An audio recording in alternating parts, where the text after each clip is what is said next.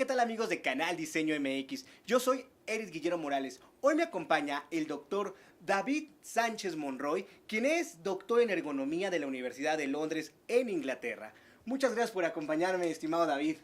Muchas gracias por la invitación. Platícame un poco, porque cuando hablamos de ergonomía, lo primero que se me viene a mí a la mente es hablar como de una sensación, digamos, a gusto, ¿no? Una sensación que te genera esa sensación de estar como en un lugar que se acomoda o se amolda a algo en específico. Platícame tú, ¿qué es la ergonomía para el diseño? Bueno, precisamente la ergonomía para el diseño, uno de los objetivos principales que tiene es que los objetos sean cómodos, se adapten a las características humanas. La ergonomía es una multiciencia, ¿no? Es o multidisciplina que aporta información sobre los seres humanos, sobre sus características físicas, psicológicas, biológicas, para el diseño de objetos.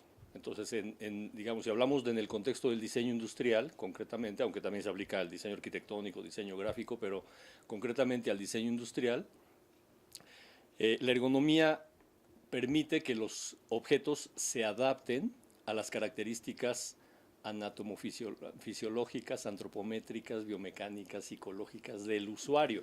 Claro. Entonces, por eso un objeto cuando está bien diseñado es un objeto que se siente cómodo, es fácil de utilizar, el usuario no necesita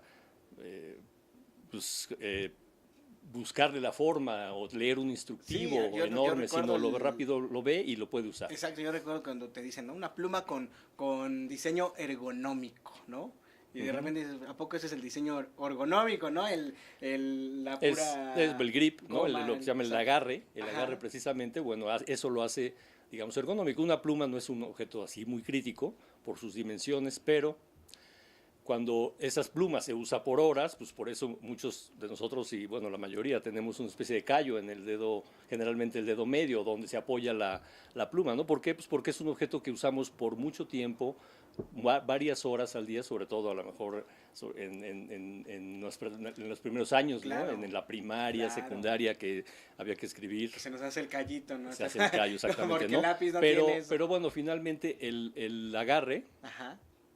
No es tan crítico. Claro, si hablamos de si me permites, una pluma ergonómica, esta por ejemplo, es un intento de pluma ergonómica, ¿no? Exacto. ¿Por qué? Porque tiene una forma diferente justamente de donde se agarra, en donde es el agarre, ya sea que se agarre con 3 dedos o con 4 dedos, ¿no?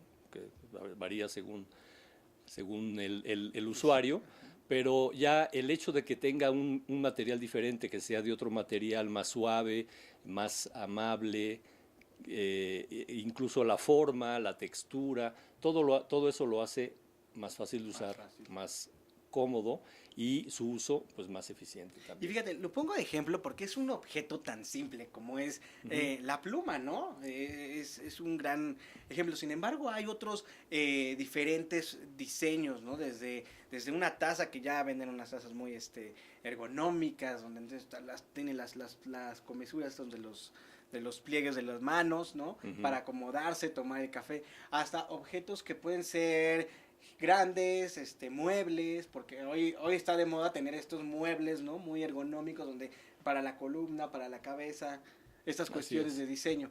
Pero platícame, ¿por qué es importante la ergonomía en ese sentido para el diseño? Bueno, precisamente como ya decía antes, ¿para quién diseñamos? O sea, el diseñador industrial, o el diseñador gráfico, el diseñador arquitectónico, cualquier profesión ligada al diseño, ¿para quién diseñar? ¿Quién es su objetivo, digamos? Es un ser humano. Claro. Y cualquier objeto, absolutamente cualquier artefacto creado artificialmente en el medio artificial es para uso humano. Por lo tanto, ¿no? Ese diseño, pues evidentemente deberá estar basado en las características anatomofisiológicas, biomecánicas, etcétera, del usuario humano. Muchas veces no pasa eso y entonces nos encontramos con objetos que no están bien diseñados, ¿no? Que digamos, su uso representa, bueno, que son incómodos, que son riesgosos, claro, ¿no? Que se pueden resbalar, se pueden caer de las manos, o su uso provoca una lesión, por ejemplo, ¿no? Claro. Entonces esos objetos están mal diseñados. O sea, no es culpa de tener las manos de mantequilla, sino... No, si no generalmente, bueno, pudiera ser, ¿no? Pero vamos. Puede ser una de esas, ¿no? Pudiera ser. Pero finalmente, bueno, hay algo en ergonomía, ¿no? Que el error humano en sí no Claro. existe. No.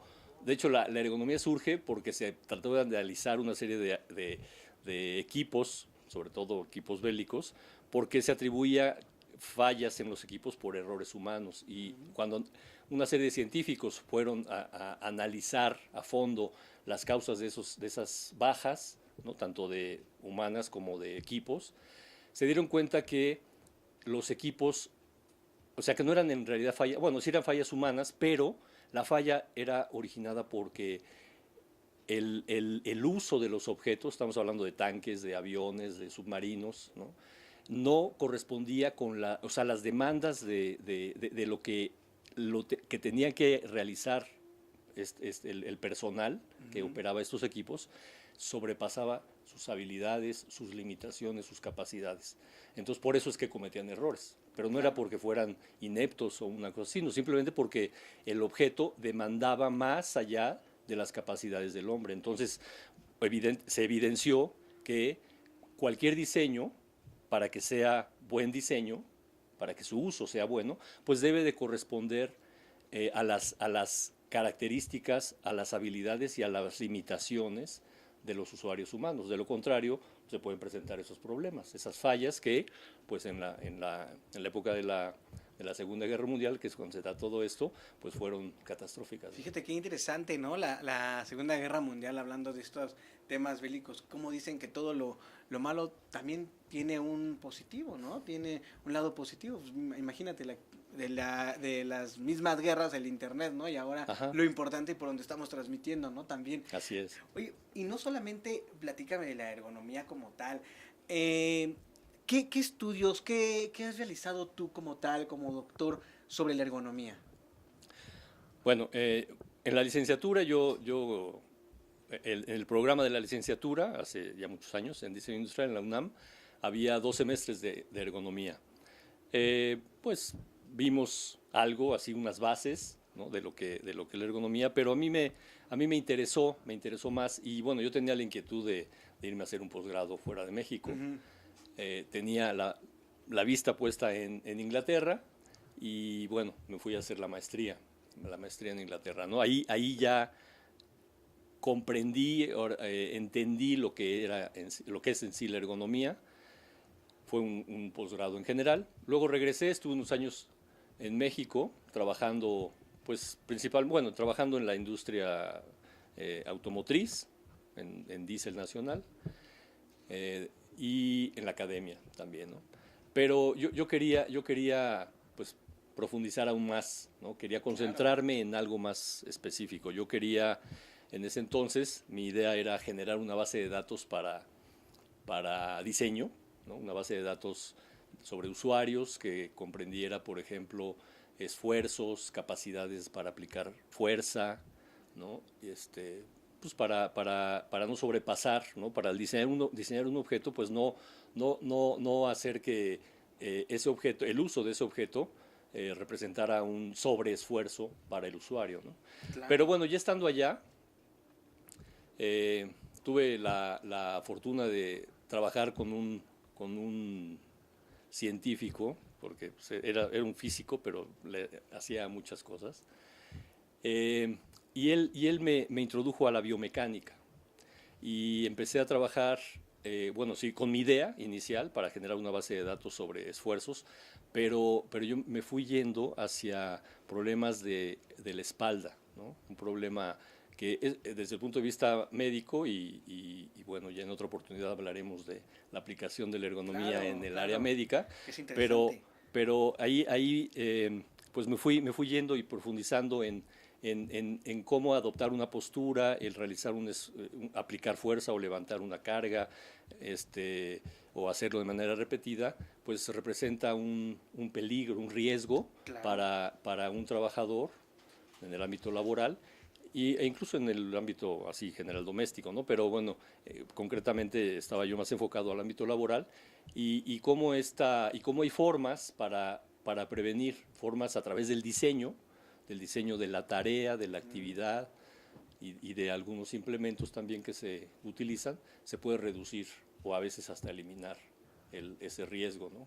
Que además, digo entre paréntesis, el problema de espalda baja, la lesión de espalda baja es un problema que preocupa a toda la industria a nivel mundial. Es lo que te iba a decir, ¿no? Bueno, precisamente la espalda, que es de las cuestiones más importantes, ¿no? Así es. Bueno, todo es importante, pero sí la espalda se lastima y ¿no? Y a veces pues hay los mismos asientos de los aviones, los mismos asientos de bibliotecas, inclusive, ¿no? Los que está uno en su casa a veces no tienen este propio sistema ergonómico, que de repente dices, en ese sillón me duele, ¿no? O sea, me duele la cintura. Hay unos muy incómodos de piel, por cierto. Todo eso tiene que ver con la ergonomía. Pero a ver, platícame también, ¿en qué otras aplicaciones, en qué otras ramas, digamos, se puede aplicar la ergonomía?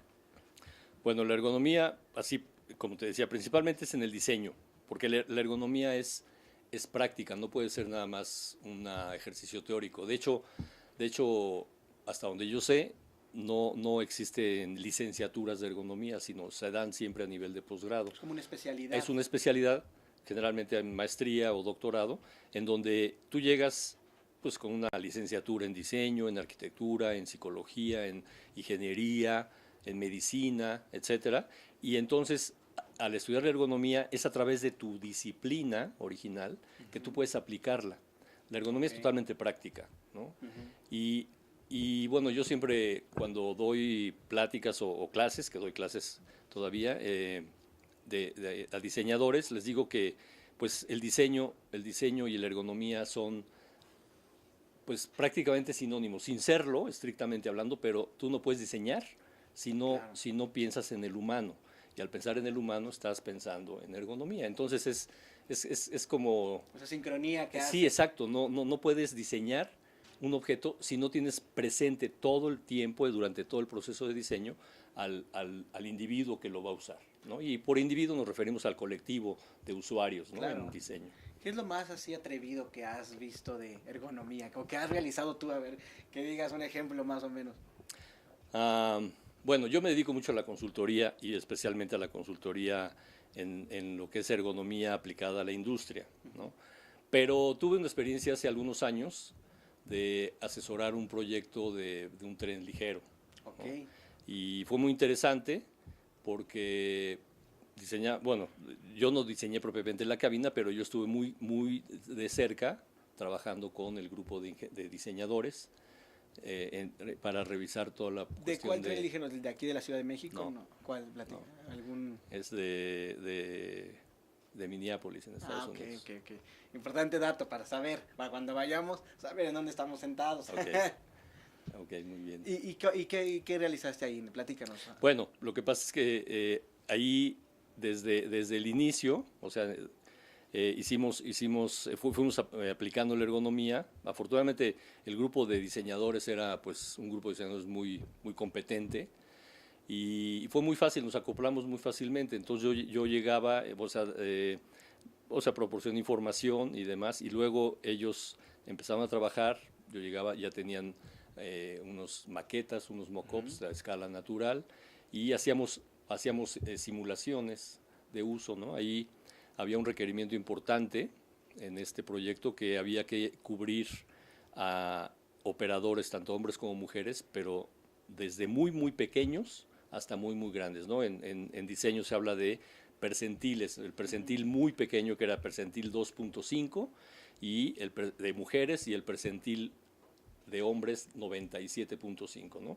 Esto nos da pues, prácticamente el 98% de la población norteamericana, no estamos hablando de población mexicana, claro, ¿no?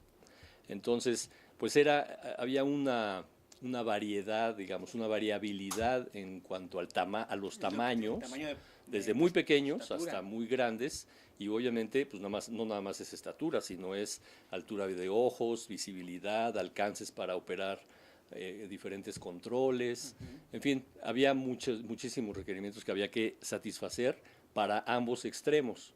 Entonces, esas simulaciones eran muy importantes porque buscaron ellos allá en el personal de la planta que está en Ciudad Sagún, una secretaria que era chiquitita, ¿no? Que más o menos algunas dimensiones correspondían a la norteamericana del 2.5 percentil y a un obrero que tenía dimensiones así muy alto, muy grande, Claro. muy cercanos a las del 97.98 percentil del norteamericano, ¿no? Y ellos eran los extremos y hacíamos esas simulaciones de uso para ir viendo ajustes, porque tenía que quedarle a los dos. Si en diseño, si tú acomodas a los extremos, pues todos los usuarios que están en medio van a poder usarlo Claro. sin problema.